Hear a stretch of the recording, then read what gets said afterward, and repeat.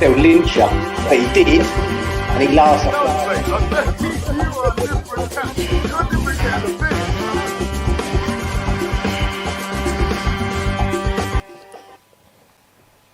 Hi everybody, Russ on the West Ham Network. Hope you're all safe and well, my friends. A very wet day in Hornchurch today. Very wet day. But hopefully we'll have a special guest to help dry yourself out. That doesn't make no sense. As you know, we've had over 100 ex-players on the West Ham Network, and we've got a guy back on who's now. I don't think he knows this, but he has a special place in my heart because he was the first player I properly met first. You know, like actually shook. He's the first player I shook his hand. It was during. Back in the old days, back at West Ham, back at Upton Park, when the kids used to have birthday parties in the little school next to you, next to the ground, and they used to have an ex-player, and a current player at the time, would come and sort of, you know, give the cake or whatnot. And Pete was my brother's guest, and so he was the first person first proper West Ham player I met firsthand. He's been painting the railings all day. His wife's given him a glass of red to congratulate him for the painting job. Mr. Peter Butler, how are we doing, sir? Russ, how you doing? I'm alright, yeah. I'm yeah, good, man. Good. So, as you said, you've been painting your railings all day. To be honest, it's a job when we're living away for such a length of time, and I came back and my wife and my son had a go at it and made a bit of an arse of it, to be honest with you. So, most truly had to come in and bail them out, but no, it's been a beautiful day up in Yorkshire today, so just trying to catch up, since I've been away quite a while. Catch up with a few DIY jobs. Yeah, and sometimes it's worth just doing it yourself, innit, rather than get something else. I'm the total opposite to you, Pete, I'll be honest. I'm one of those people who, my wife will sit there and we'll be there and she'll say, that wall needs painting. I'll get a man in. Totally not really. That's not I'm there. You know, I'm absolutely useless with anything to do with DIY. But anything technical, she wants. She's happy about. But as you said, you've been away for a long time. Now, people in the chat may well know that Pete has until I think your contract, you said, ran out last month, was Liberia national team coach for 3 years. 3 years, man. You did your stint, didn't you? Yeah, I was going to say you get more, you know, less for me, but I went there in 2019 and it was I weren't really. Well, I was actually supposed to take a Sierra Leone position. Yeah. I'd been at Botswana for 3.5 years as a national team coach there, and I got offered the job and I took it. I thought it'd be a challenge. Sometimes these jobs are a little bit sort of 50-50, humanitarian, like sort of coaching roles. And it was a difficult, really, really challenging position. And with the pandemic, and I rode the pandemic out, and many times I felt like, you know, packing it in because of lack of support and lack of finance.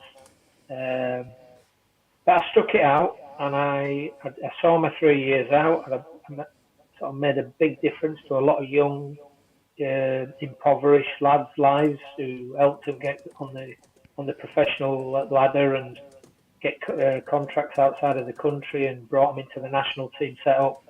And that was a great. That was a great feeling for me. That was, you know, doing something like that is sometimes better than getting 3 points, if that makes sense to you.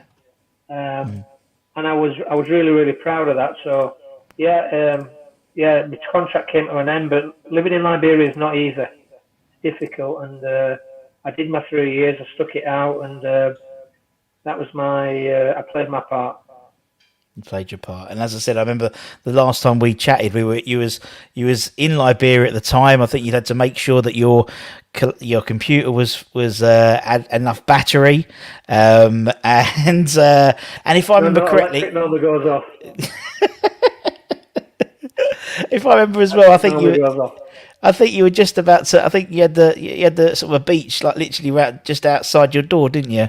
It was as you said, but it was a long as you said 3 years, a long stint. As you said, you didn't have any home games for all that period, really, did you?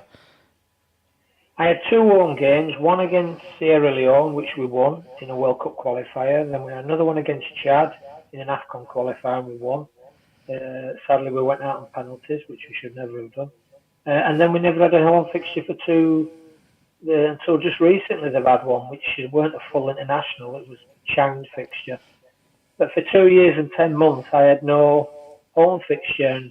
And anybody will tell you is that, if you want to win football matches in Africa, you've got to win them at home because it's very, very difficult for many reasons, which I don't really want to go into.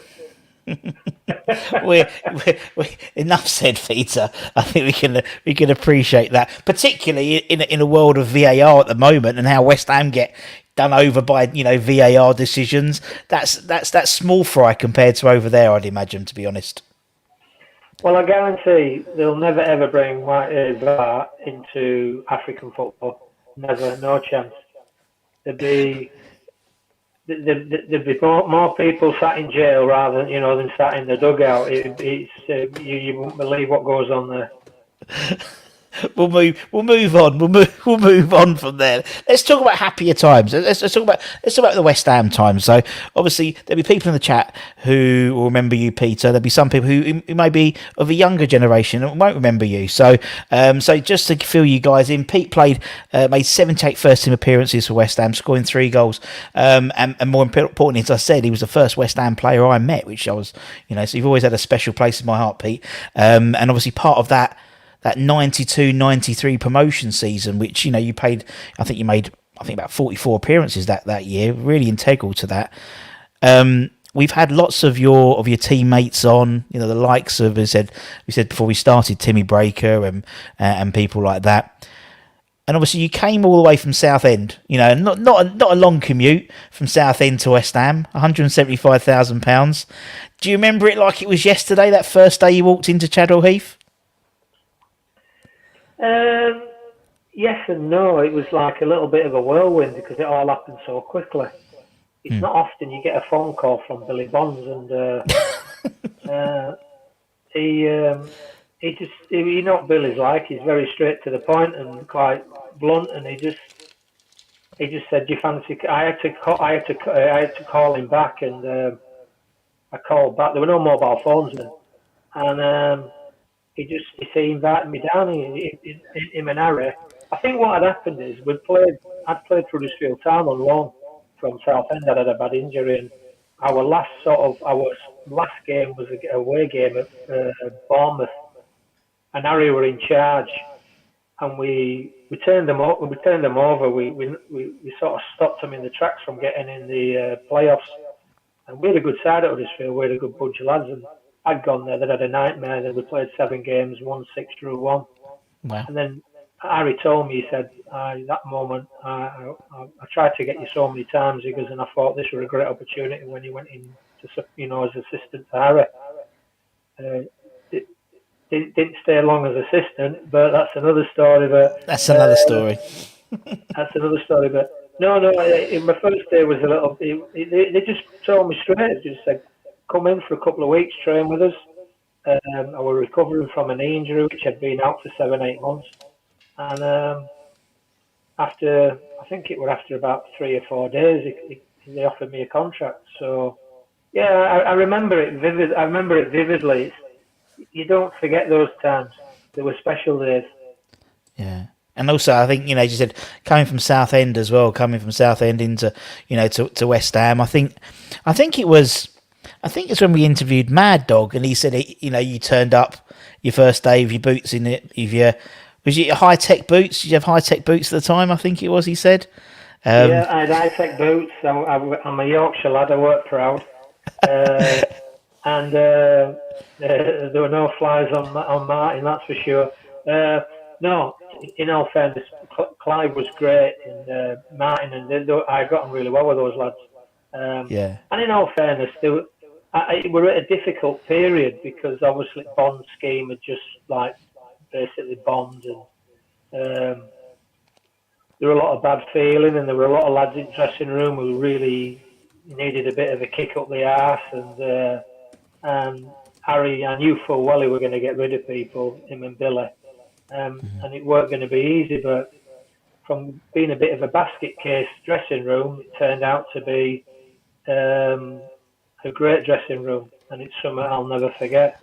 Yeah, I mean, you look at some of the players you played with, even in that, across those sort of 2.5, 3 years, and as you said, characters, just characters all the way from, you've got your Martin Allens, you got your Ian Bishops, you got your sort of your loud ones, and then you've got your likes of, Ludos and Stevie Potts. I mean, literally, these are guys that people are legends to people nowadays. I mean, look at Steve. Steve's still, a lot of the players are still around the club. You got the likes of Mark Robson involved, with the under 23s, Kevin Keane, Potsy,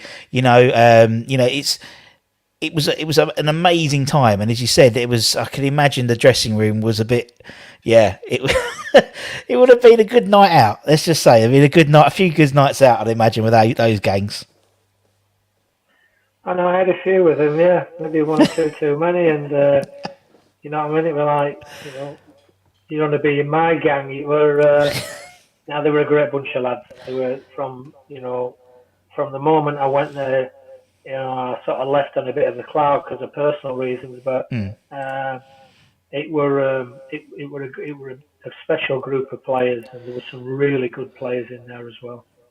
There certainly were, and obviously, just for the people who might not have been around at that time, obviously we were promoted that season. I always remember that Cambridge United game, that 2-0. I remember that second goal going in. I remember vividly. I think I was the West Stand lower, and I think someone threw a rope ladder from the top tier, over and people were going down this rope ladder to get on the pitch. Stuff like that, I think I'll ever experience that sort of euphoria of that goal, Clive Allen's goal going in. Being on the pitch as well. Is it scary when everyone was piling on? It must be sort of a little bit intimidating. So many thousands of people, 27,000 people running onto the pitch, pretty much. Well, it was funny because it was like the build up to that game.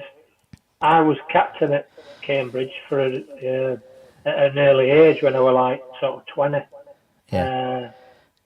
And I had 2 really good years there, and I enjoyed it. And then I ended up going to Southend, and then I thought, when I went to Southend, it was like, oh no, what for joined here? But again, there were all East End lads, all lads out of the East End, and Romford and Canning Town.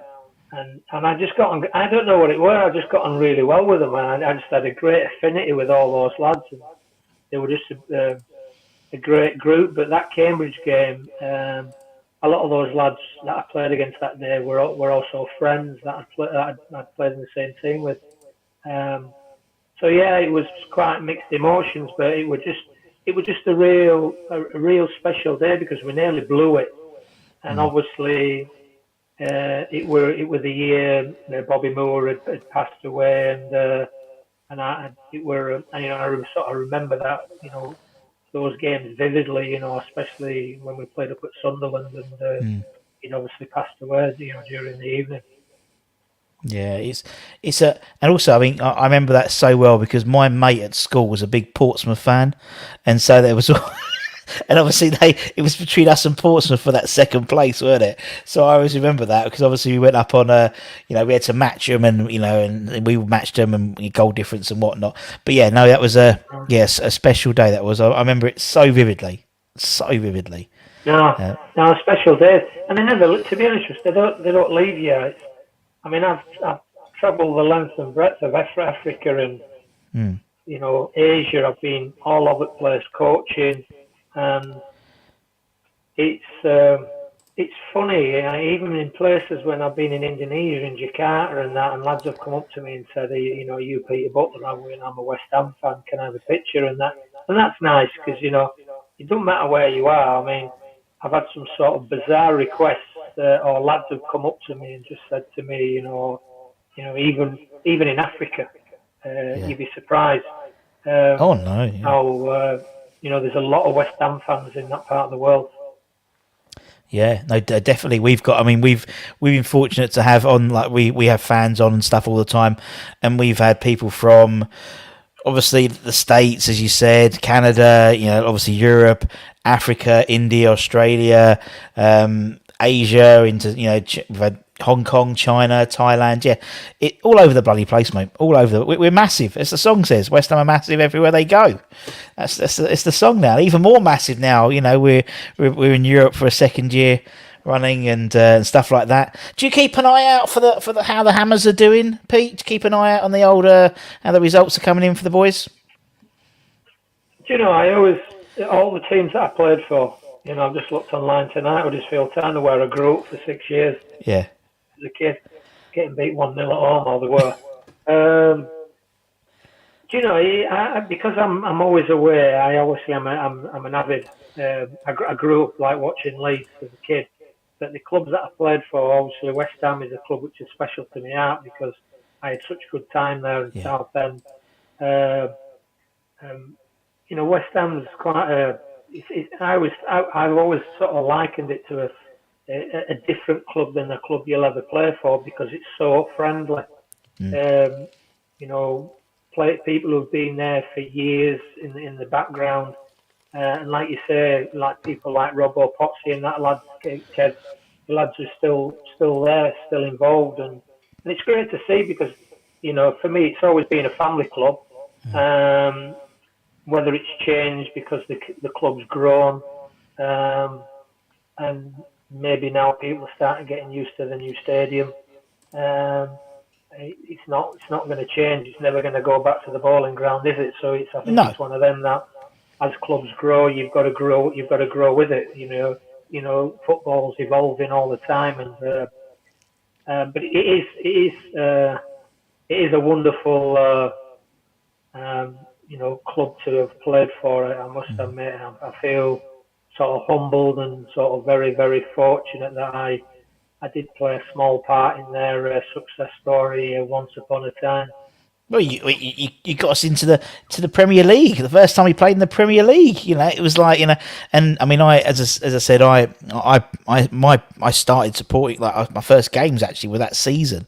I was a proper glory hunter. I came when we started winning in Division 1, but yeah, I mean, you're totally right. I think that sort of nostalgic view of football clubs, unfortunately, is probably gone now for most clubs now. I think now it is. You said it's about but keeping some of that tradition going, as you said, with the likes of Robbo, Potsy, and maybe guys of a later era like Colton Cole and Zavon Hines, and they're still, as every year group has a West Ham ex-player in it. It's trying to keep some of that fabric, and obviously we lost a big part when obviously Mark Noble retired this last season. So, and I think there's still an adjustment period for West Ham. But as you said, it's a very, very family orientated club, and you'd always find a West Ham fan always on holiday.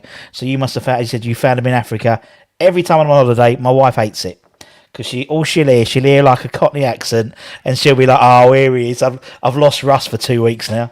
It's like, yeah, there we go. Let's get some questions. Let's get some questions for Pete. Loads of questions. Right, one from Budgie. Who was the toughest player you ever faced? We'll just do that one. Who was the toughest player I ever faced? Yeah.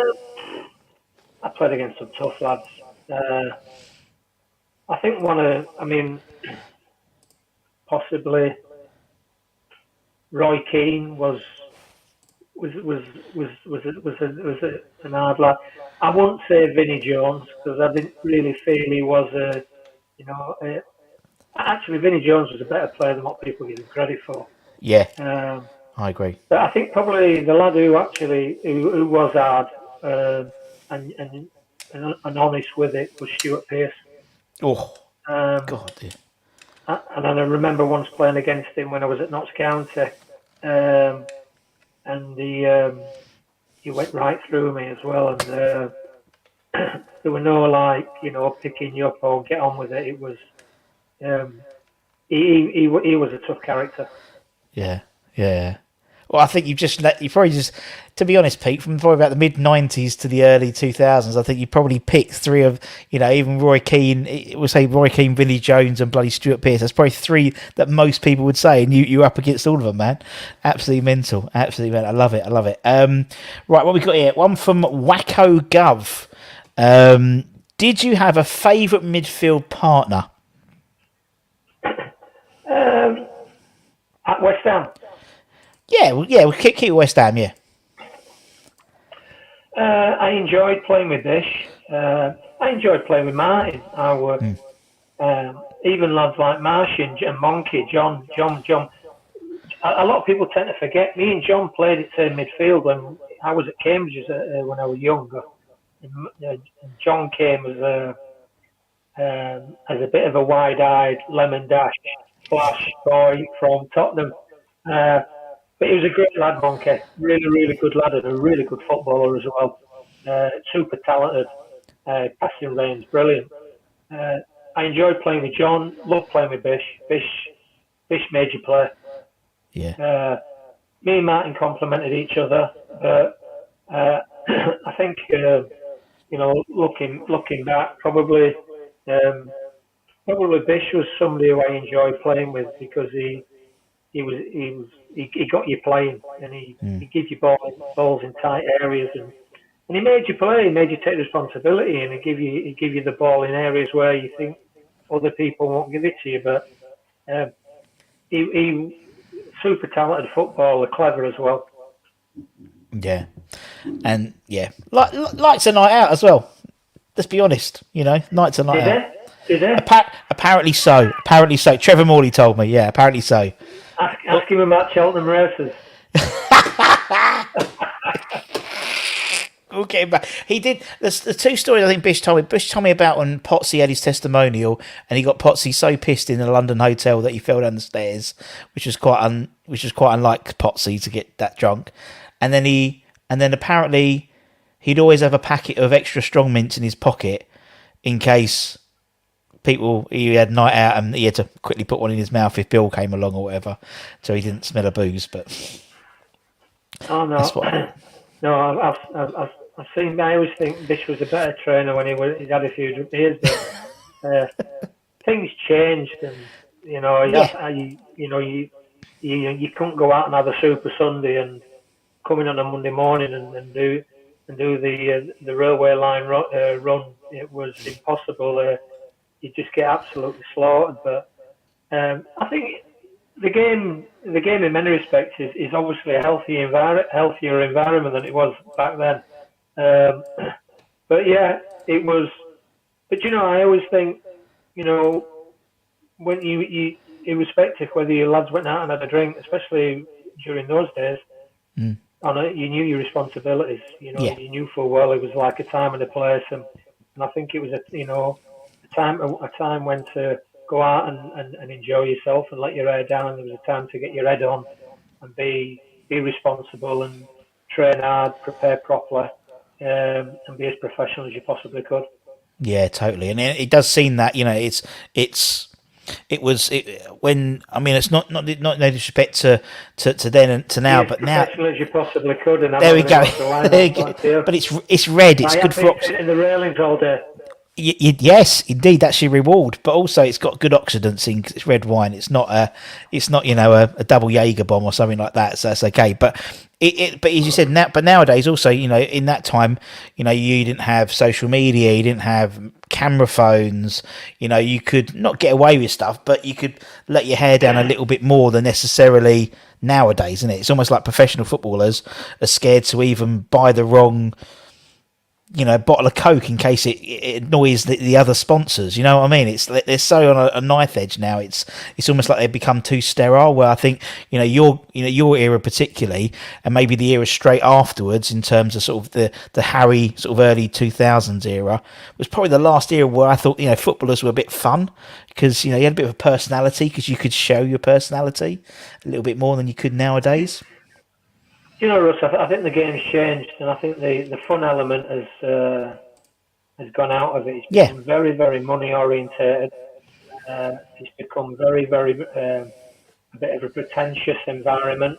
I even like, lads that I meet overseas. We played Nigeria recently in an AFCON qualifier, and I think the game has definitely changed. I think it's evolved and changed for the good, but I also think we've it's become, I wouldn't say too serious, because you have to be serious. Yeah. But I just think there's that much money in it these days. It borders on being obscene, and if a players get out of favour now, he don't really care, and some of them don't even fight for the spot because they know full well they're going to end up getting paid off, Yeah. and off they go, and they go and earn a shitload of money somewhere else. And um, I, I'm not one of, I'm not one of the old school. I am one of the old school players, but I know at the same time I do wish I'd good luck to players. You know what I mean? You got to make the most. Make hay while the sun shines. But at the same time, the game has changed. Yeah. It has changed. It has changed. You said money has heightened the significance of the results, and the players have got so much money now, and sponsors have got so much say, and it's, for me, it's like, I remember, I think it was, did you what was your, did you have a car? Did you have an Alan Ford car? Did you, when you was at West Ham? Do you know what? I had a Ford Sierra when I first went to West Ham. Yeah. I had and there was no heating in it. No heating in it. And I had an old Nissan Datsun Sunner, because I had two dogs. I had two Labradors, because I was like a bit of a Greenwell works jacket guy who walked his dogs for hours. Still am, to be honest. But I ended up buying a car off Dagenham Motors, and they didn't really give me a great discount. And the cheeky bastards had the audacity to ask me can we put a sticker it back at car? So it was like, and they never give me a club car or anything like that. I ended up buying my own car. Oh dear! I remember. I think Martin Allen.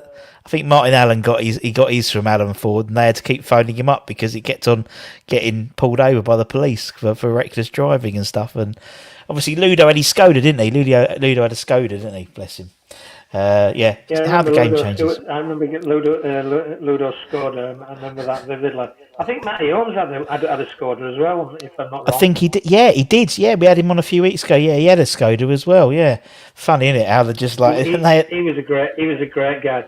Yeah, top man. He's a very, very, very sweet man. His old Matty, very, very sweet. I think all that as you said, that sort of that era to me was just like, as you said, it was fun. There was personalities, whether they were quiet people like Potsy and Matty Holmes was maybe a little bit quiet, quite big personalities, like the likes of Mad Dog, and there was it was just a real fun time. And you're right. I think football has become sort of quite sterile now than that, and I think that's why I think people have warmed to sort of David Moyes, over the last couple of years, because to be honest, he's the players he brought in, maybe not so much so in the last transfer window, but people like Bowen and people like that, hard working, and a real team spirit, which it's reminded me of your era, just that team spirit and team togetherness. And I think it's maybe a bit of a throwback, and I think that's why people sort of have warmed to him, because of the sort of the nature of the team he's put together in the squad. But I know what you mean. I get quite bored of football sometimes, to be honest. Right, let's get some more questions. What we got here? Let's go with from Kieran. See, Kieran's in Australia, you see, so we're all over the place. Did Peter find the game tougher up north? No. Listen, I went to Southend. It was like the school of hard knocks. Some of those lads down there, especially with David Webb in charge. Oh, jeez. No, I think growing up north is obviously completely different to living down the south of England. It's a tough environment. Is the north of England, cold, unforgiving at times. But I think when when I went down, when I started at Huddersfield Town, and there were some real characters there, some tough lads. Uh, but I look at Southend when I first went there, and there were some real tough lads there, um, and they took no prisoners, and they didn't take no shit either. And then when I went to West Ham, the characters that were who were ex-players around the club were, people say like I'm quite blunt, and I'm a Yorkshireman. I say it is, but which doesn't always help you, especially when you work in Africa. Uh, but but when I went to West Ham, there were characters like I always remember, like people like Bill and Alvin Yeah. and Dixie, there were lads who spoke the mind, and weren't afraid to tell you as it is. And there were some tough characters as well. I mean, Alvin, wonderful footballer, probably one of the best players I played with, but he was hard as well. He was one of those wiry characters, but a great professional as well. And that's the thing. They were, as you said, they had an opinion, but they could back it up on the pitch as well. I think too often now people have opinions, they just can't back it on the pitch. Where people, some like Alvin Martin, Julian Dix, these guys could command respect because they were saying it as it was, and then delivering on the pitch. I think what's happened now is that now we've got this academy system, and there's a lot of positives from the academy system. Don't get me wrong. But I think when you actually look around at like say for example, and I can only talk about the Northern Intermediate League, which had teams like Newcastle, Huddersfield, Leeds, Sheffield Wednesday, Sheffield United, Barnsley. It was all the northeast, Yorkshire and northeast clubs. That was probably one of the toughest leagues I've ever. It was like you had to grow up quick. People took no prisoners, and it was in the days when you could tackle. And it's good to see that referees are starting to let things go again. Yeah. And I did listen to the article where Graham Souness, like a lot of people misinterpreted what he said recently, saying it was great to see the game's back where it was, like a man's game, so to speak. But actually. I did watch a women's game in Africa recently, and they were kicking 10 bells out of each other. Probably wasn't the same quality as the Lionesses, however, they were for effort and an endeavour. They had the right go at each other. But no, I just really do feel growing up in the north of England, and especially in that Northern Intermediate League, was a real eye opener. You had to, it was sink or swim, and if you didn't look after yourself and didn't stand up for yourself, you got walked all over. I think that's one. That one of the criticisms now of the new setup. But for the last few years, it's the old combinations league isn't around anymore. The old reserve league. It's all this under 23s, and we've had people like. We've had Tim on because obviously Tim was scouting until this year he hasn't got a scouting job. We had people like Patsy Holland on and people like that, and they said they're just playing against the same age group, so they're not learning. I spoke to a lot of the young sort of the youth players at West Ham who maybe didn't make it at West Ham but went to Swansea or Sunderland, and they were saying. But I was doing reserve team games and I was learning from Stuart Pearce, or I was up against Les Ferdinand and I wasn't beating him, and then Stuart told me what to do, and it's not necessarily the quality and skill, but it's sort of the not the dark arts but the professionalism of the game you don't learn in the under 23s. I think that's why there's not so many coming through as they used to be. I think you're right. I would call it game management.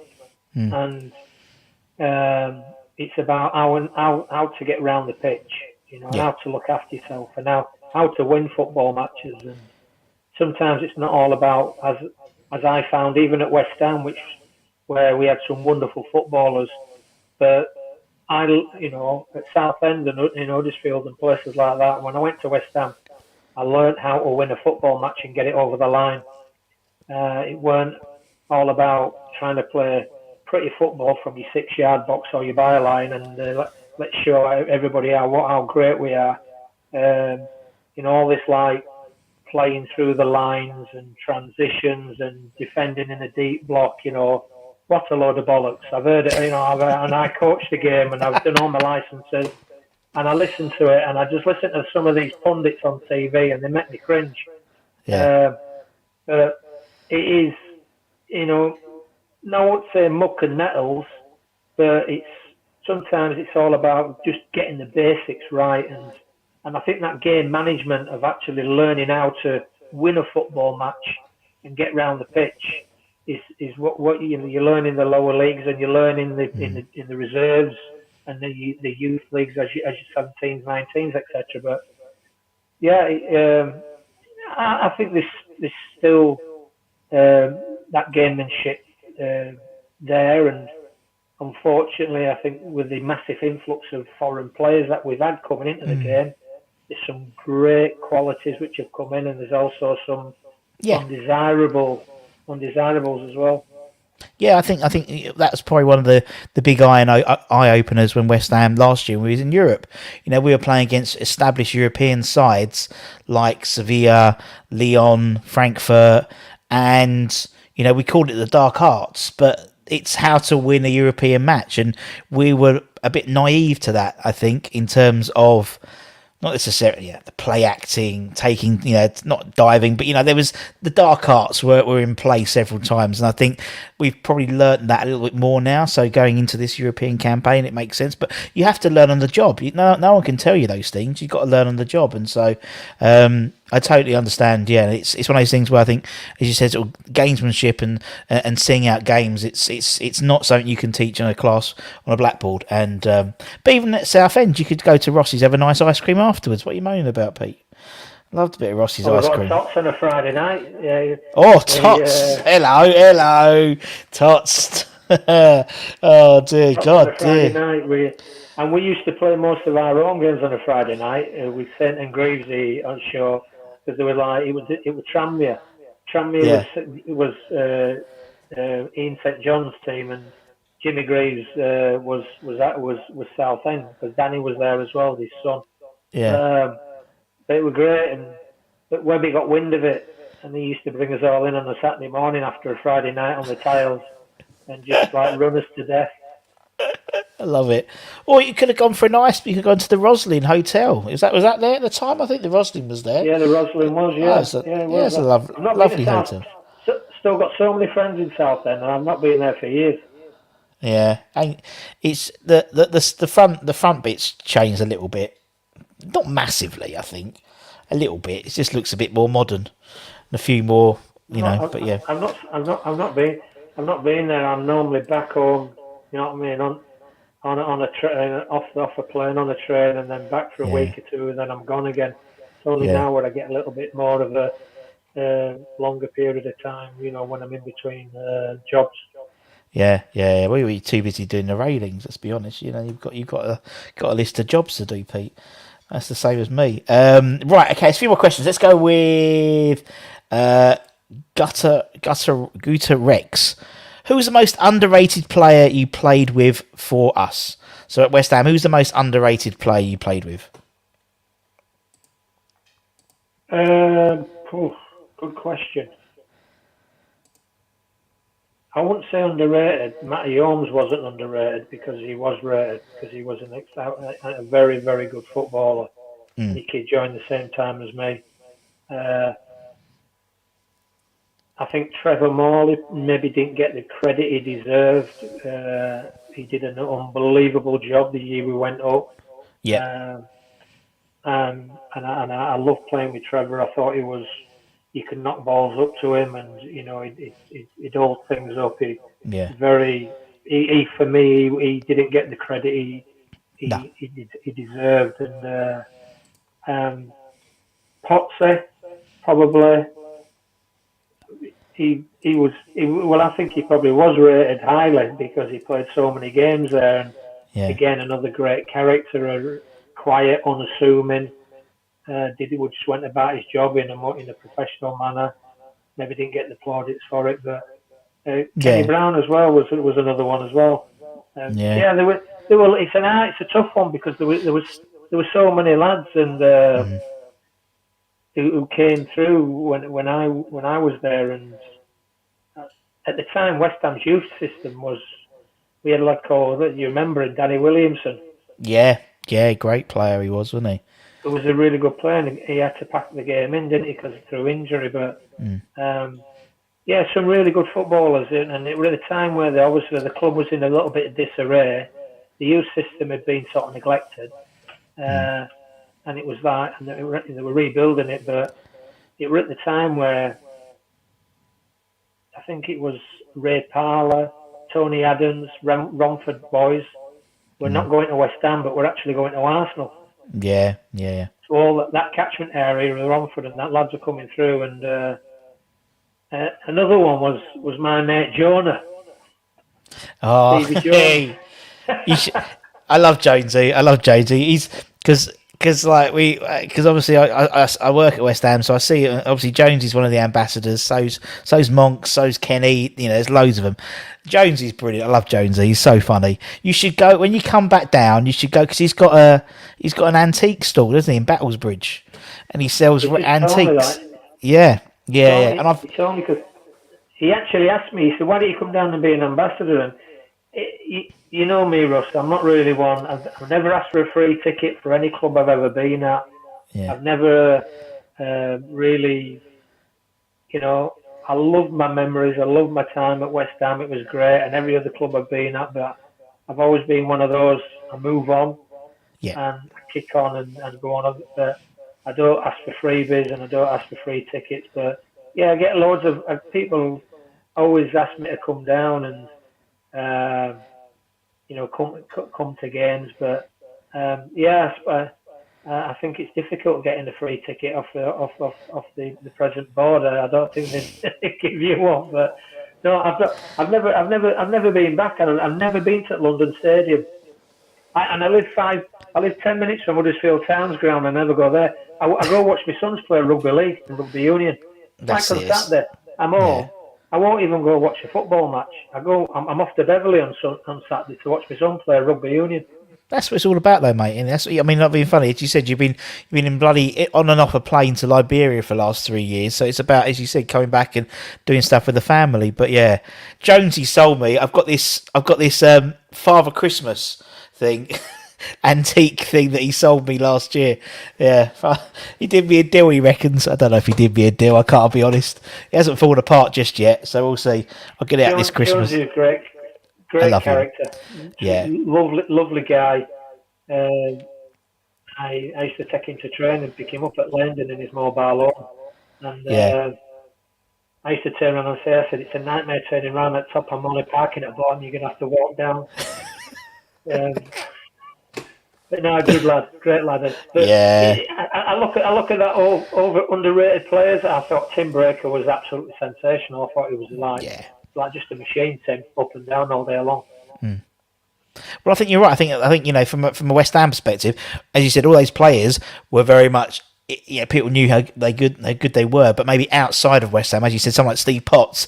If Pottsy was maybe 5 inches taller, he would have been an England player. I'd suggest maybe. I think he was always, and obviously he made, obviously when Tim came in, Tim went to right back and Pottsy went into the centre defence and was phenomenal in that position. And as you said, someone like Bish never really got the credit internationally, neither did Morley, neither did yourself, neither did, like literally you look for that side, neither did Julian Dix, it's like, it's crazy, really, outside of West Ham, how little these guys got international recognition. Really, I think that's what when I say underrated, that's what I really, really think. It's like when people sort of outside the club go, "Oh, he's a good player." Right, let's do some funny jokes. Let's do some funny ones. Let's do from Gatesy. Who was the teammate you had the worst dress sense? Wow. Oh, that has to be Martin Allen. Martin had the worst dress sense I've ever seen. And do you know what? He could get away with it because he didn't care less. Yeah. Martin had the worst dress sense ever. He'd come in with cravats and all sorts, and he think he were a West Country farmer or something like that. But I've not been in contact with him for a long time. But yeah, I put him down. He had the worst dress sense. Yeah. There were one or two others as well, but no, definitely him. Definitely. I always find it funny when we interviewed. I think it was Kevin. We interviewed Martin. How they were car buddies, and it's like because they were they were in West London, weren't they? So they'd be sort of carpooling to Chadwell Heath, and it's always a bizarre. I don't see Kevin Keane and Martin Allen in the same room, but they were really good. They drove halfway across London every day to Chadwell Heath. I just find it such a bizarre concept, but yeah. Good old Mad Dog. When I interviewed him once, I didn't even realise it, but he was eating a dog biscuit. Like when we were interviewing, I didn't even realise he had a proper bono. He was just eating a dog biscuit. It was only afterwards I noticed that. It's true what you say though. You couldn't imagine. I mean, them two travelled together. I think they lived out near Wickham around that area. Martin lived at Reading.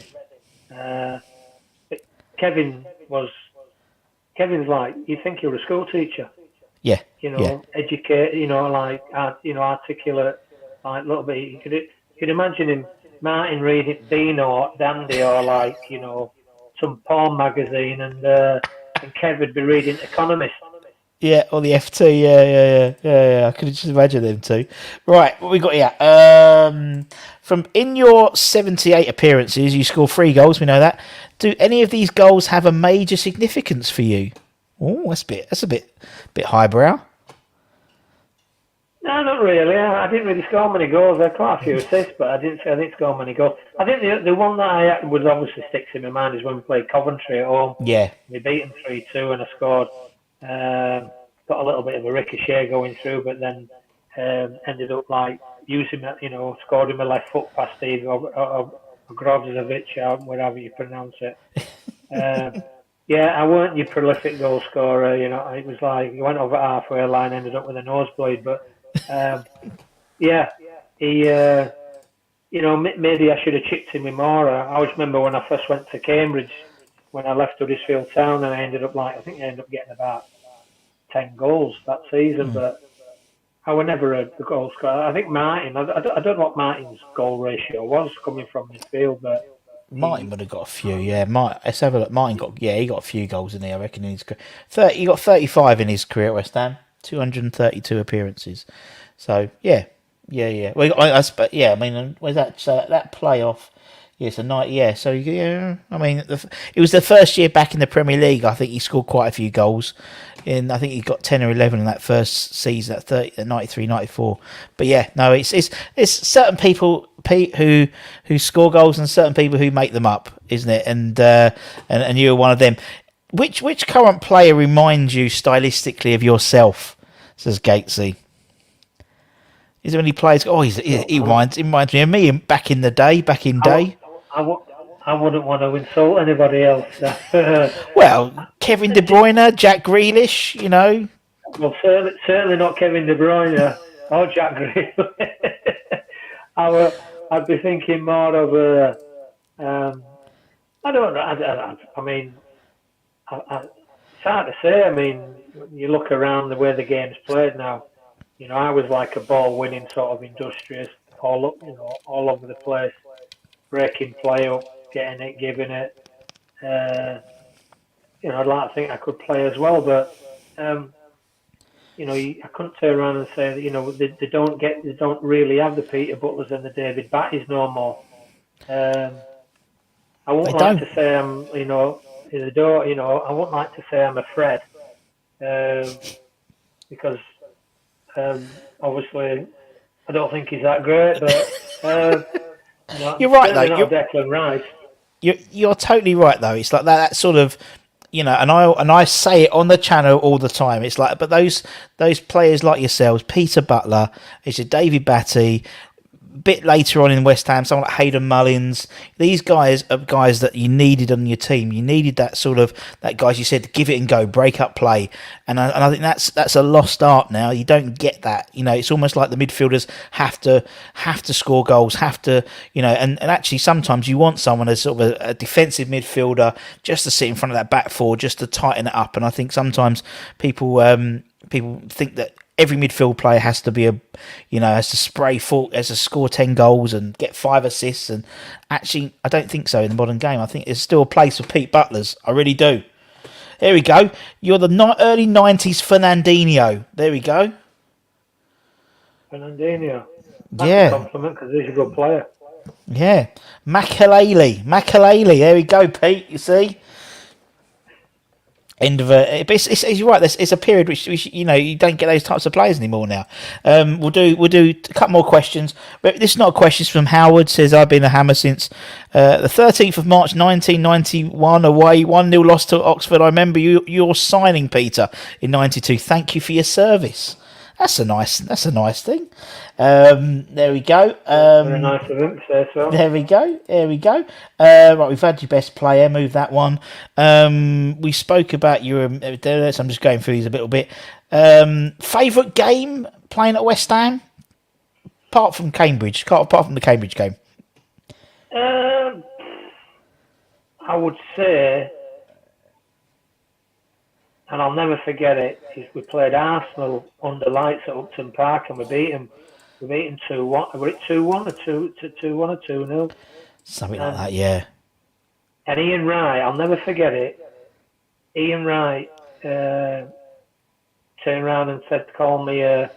He said, I must have something must have kicked off and it started getting a little bit hairy. And Ian Wright turned around and called me a lower division little shit. Get back to where you deserve to be. I'll never forget it. And I turned around to Trevor Morley and he laughed and I said, did he not come from non-league football? I said, you need to know where you've come from. Don't forget where you've come from. And Martin Keown laughed and he didn't like it, Ian Wright. I'll never forget it. He didn't like it, but that game, I always think playing under lights at Upton Park was special. Yeah. Was really, really special. And especially when you're playing teams like Arsenal and I remember we played Leeds and Newcastle. They were good games. Where I think we got beat by Newcastle, but we ended up drawing against Leeds. But I think the Arsenal game was a little bit special. And I think we played Chelsea one day. And I think we beat Chelsea. We beat them well. But Millwall at Upton Park. You could turn around and say that was a great experience, but you've probably got more people outside the ground than in the ground, and there's no helicopters circling around the pitch. But I'll never forget that game against Arsenal. That was a bit special. Yeah, and it's, as you said, it just is under the lights. I mean, obviously, it's different now. It's different now at the London Stadium, but we've a few games last season. There's the Sophia game particularly. Under the lights, it's always special. Doesn't matter what stadium you're playing at, whether it's London Stadium or Upton Park. It was something just special about those night games. I don't know what it is about the night games. I don't know. Maybe it's just the way, because the light is so intensified on the pitch, because you've got the floodlights. It just makes a bit more of a cauldron atmosphere. I don't know what it is, but yeah, love a night under this, and we've got plenty of them. It was just so tight. The pitch was so tight, and you just felt like, if the ball went out of play, somebody could reach out and touch you. But the chicken room was just legendary. It was like people used to rave about the North Bank, but I just thought the chicken room was just something special. Yeah, I think it was. Eventually, I moved to became the Centennial with Trevor Brookingstand, and what I used to love was I was pretty much front row in the middle, and I just loved watching the chicken run and the away supporters. Just that sort of like that battle. There'll be someone who's got a funny haircut, and that's it. They're then targeted for the whole game, or something. I used to love it. It's so much fun. Sometimes more interesting than the pitch. I'll be honest, though, that sort of little competition sometimes. But as you said, that chicken run's a bit unforgiving, isn't it? If you're not having a good game, they'll let you know. They will let you know. Oh, tell me about it. I know. That ain't a bad thing, though, is it? Sometimes, and I said, I remember talking to like Matty and Tim, because obviously they spent most of the game by that chicken run every half, and they were just like, it could be relentless, but it was like, as you said, an absolute experience. Well, I always remember Bish once saying to me one time, And it was just before the first game of the season, and he turned and came up to me and said, "Listen," he said, "Those fans over there, there's one thing they'll never forgive you for lack of effort." He said, Yeah. "Give your best, work hard, get stuck in." He went, "They'll back you all the way," and he was 100% correct. And it's just nothing has changed. Do you know what I mean? Nothing has changed. And I think again, that's why I think there's been up until the second stint of David Moyes, some of the players that came in may have been a lot more gifted than players we've had before, but they didn't put the effort in, and so the fans turned on them. It's not hard to win the fans over. You just got to give effort and give 100%. And if you're not the most skillful player, it's not that's not necessarily your fault. But if you try and you get stuck in, that's all the fans can want, because they'd swap their life to do what that player was doing for 10 minutes, let alone for Mark Noble 500 odd appearances. It's something which always surprises me, really, where you think some players just walk around and you're thinking, come on, you've been paying to do a job which 60,000 people would give their right arm to do, for once for 10 minutes, 5 minutes, whatever. Let's just get off my high horse, Russ. Right, the last question, as I said, we always do and I actually preempted this question. I did say to you, good, that's a good comment. Hard work beats talent when talent doesn't work hard. Good mantra there, Gatesy. I like that. That. Very true, yeah. Pete's going to nick that for his next job. That's quite a deep sort of statement for 10 o'clock at night. It is. Well, I mean, you're gonna copy that for your next job, aren't you? You're gonna have it on the wall. Right, the last question, and I did say we always end up having a question about bloody pie and mash, and it is a pie and mash question. When you're at West Ham, did you ever try pie, mash, and liquor? Oh, I loved it. Absolutely. You know what? Pie and mash. Everyone turned around and said to me, he says you love it. So I always remember a lad taking me to. I went to a few actually. I went to one in Southend, pie, mash, and liquor shop in Southend. Yeah. And because liquor always reminds me of parsley sauce. Yeah. It always reminds me of parsley sauce. I couldn't handle jelly deals. No, they were disgusting. They made me heave. But I loved the pie and mash. And then I always remember a lad took me to one in Southend. Then I used to go to the famous one on Green Street. Green Street, just round the corner from the Anne Boleyn, yeah. I used to go there, and sometimes I'd go there with my safe out, me and Jonah, because he was my sort of car mate, pest. I was his taxi driver. So I used to, we'd stop and have pie, mash and liquor. But it weren't very healthy, put it that way, but it was lovely. It was lovely. There we go. So, yeah. It's like pork pie and mushy peas up here, you know what I mean, which we have with mint sauce. But and then you've got like a silver bullet acid all night, you know what I mean, you can't sleep. But that's why I never used to have it a lot. But a mate of mine, Paul Roberts, once took me to a place in Canning Town, forget the name of the place. It's a great pie and mash liquor place. I went in there, couldn't get in it with that busy. Never forget it. Must have been a really famous one, but yeah. I just to answer your question, I loved it. There we go. Do you know what? I've only had pie and mash once. And that was at one of that was an ex-player night.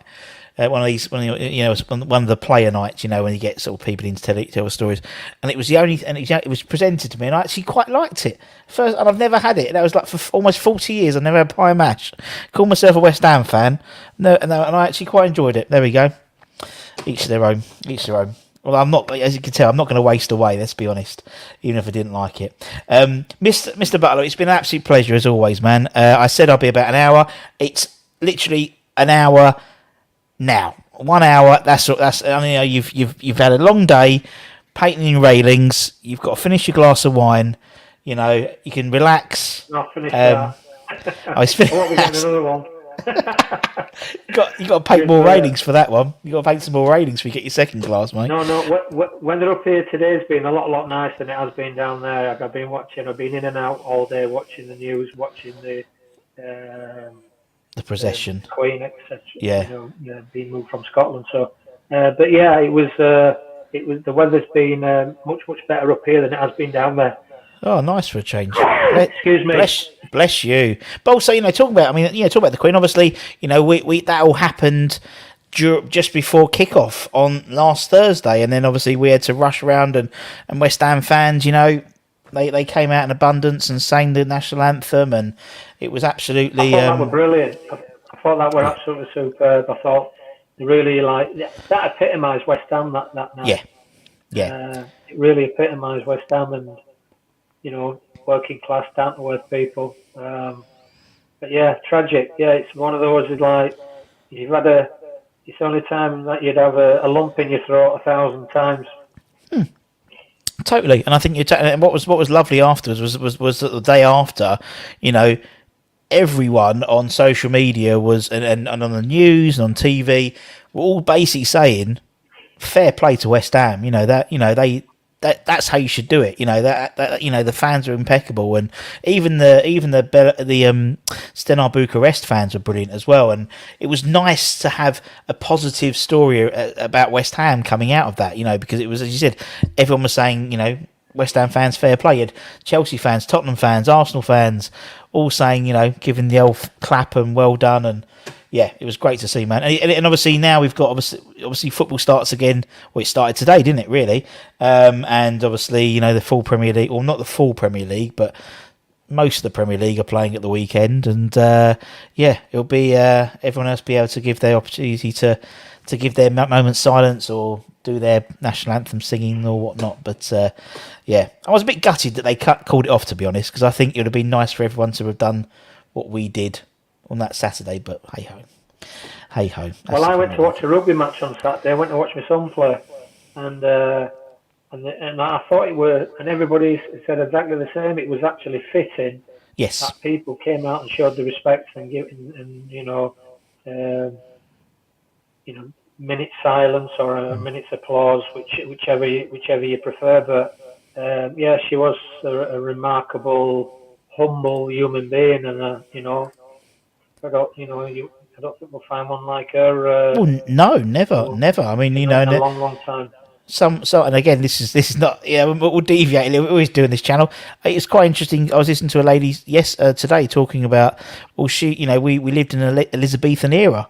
Now we don't live in an Elizabethan era. It's a totally different era we live in now. So it's it is momentous, and as you said, I don't think we'll ever see anyone do that ever again in our lifetime. In terms of reign for such long. Charles isn't going to do 70 years. Will's not going to do 70 years. So crazy, man. Anyway. On that sort of morbid note, Mr. Butler, thank you so much for your time, man. It's been an absolute pleasure, as always, talking to you, my friend. Absolute pleasure. Thank you so much, buddy. No, I appreciate it. Thanks very much, and I wish West Ham all the best this season. I hope they sort of recover from their little bit of a mini sort of slump they've had. But I've got no doubt they're in good hands with David Moyes, and I'll be watching out for the results. And I'm supposed to actually. I think it's 2nd of December. You are. Yes, the 2nd of December. Yeah. If I'm here, I'll be there. And if you're there, I'm there. If you're there, I'm there, Pete. I'll come down on the 2nd of December, and I'll get a train down, and I'll come and spend the night in the Big Smoke. It'll be a great night. It'll be a great night, and you just said you'll be able to see loads of players you haven't seen for years. So it'll be really, really good, man. And as I said, we'll be there anyway. So you'll have someone to talk to. Anyway, I'm joking. All right. All right then, mate. Take care, man. I'm going to let you go. I'll kick you out, so don't worry, buddy. Pleasure, man. See you soon. Thank you very much. Cheers. Take care. All the best. Take care, man. Bye-bye. There we go. There's Pete, and as I said, for anyone who just didn't see that, there is it's a night on Friday the 2nd. I was going to ask if Pete was going anyway, so let's say Friday the 2nd. We talked about the Premier, the promotion season 92-93. There's a few tickets available left, I think so.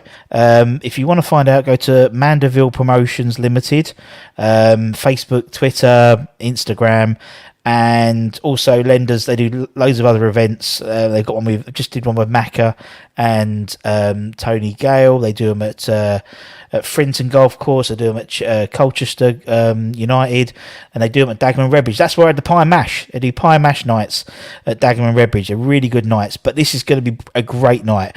They got Ludo. These are some of the people they've got. Hopefully Peter, if he's there. Maybe. I don't know, maybe Ian Bish might come over from the States. I don't know, depends. Kenny Brown, you've got Jonah, Dixie, Matty Holmes, Kevin Keane. To be brilliant. And if you can't be there, don't worry. We'll be there, and we'll be doing interviews with people, so it feels like you will be there maybe a day or two later. So there we go. And it's during the World Cup anyway. I think Ghana are playing that night or something like that. Anyway, I know Gatesy will be there as well. Gatesy, obviously the full Shemine money's better than the West Ham Network. They're staying at the Hilton. Ooh la la. Ooh la la. Very nice. I need to talk to Anton about that. Maybe we'll get the Premier Inn down the road. Anyway, guys, thank you very much. Great interview. Thank you very much. Pete, one of my favourite. He's, as I said, the first player I ever met. So I love Peter. He's an East End Yorkshireman, loves his pie. There's Peter. He is a gentleman indeed. And I'll pass all those lovely comments. Anyway, what have we got coming up this week? Obviously, we've got the roads to Silkeborg. I've seen some people on the way over there already, so good luck to you. Safe journeys. We've got loads of stuff coming up over the next couple of days in preparation for that. We've got Matt's Stat Attack. So Matt does his own sort of little mini stat show. Really, really good. Absolutely love it. We've got the preview. We've got Harry's preview. We've got your starting 11. We had Matt and Anton's starting 11 at lunchtime today. We also put up for Hammer's headlines. We spoke about Zagadou, or Daz. That's his nickname as well, because he's not whiter than white. He's had a few injuries in his career, but Zagadou, as we'll talk about that. So we've got loads of stuff coming up. So make sure, obviously, we'll have the watch along for the Silkeborg game. Then we'll have the review shows, and then get all again ready for Everton as well. Maybe a few people in the chat you might see some more of, like Baju and Kieran. Maybe you might see some more of them coming up soon. Maybe Irish Tommy as well. Just leave it like that. Anyway, so we've got some great guests coming up in the next couple of weeks. Ex-players, celebrity fans as well. So make sure you check out the network. Make sure you're on top of everything. The only way you can do that is by subscribing and by hitting the bell notification. And that'll make you aware of any time we put new content on. I know we have a lot of shows. We do a lot of smaller shows now. So rather than like sort of a 2-hour preview, we break up into little bits so you can pick and choose the bits you want to listen to, basically it. And as I said, until next time, take care everyone, stay safe, stay warm, stay hydrated, stay dry. It's a bit wet down here. It's nice up north by all accounts from Pete, but it's a bit wet down here. As always, we like to do at the end of our shows, we like to thank our channel members. If you want to be a channel member, hit the join button. You get entered into prize draws, things like that. We'll have another prize draw come up this week for some West Ham memorabilia, and we've got a few other bits and bobs coming up as well for our members. So get involved and become a member. Anyway, take care everyone, stay safe. Ciao for now, my friends. Bye.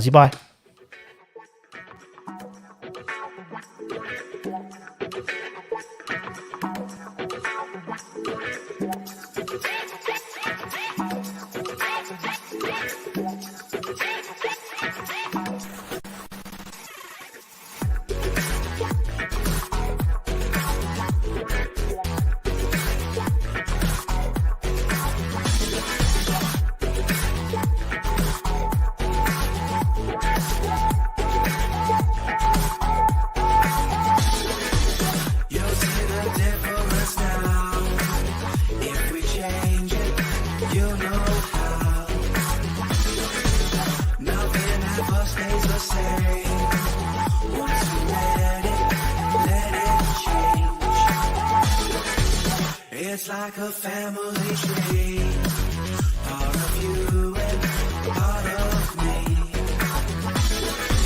And if we should separate,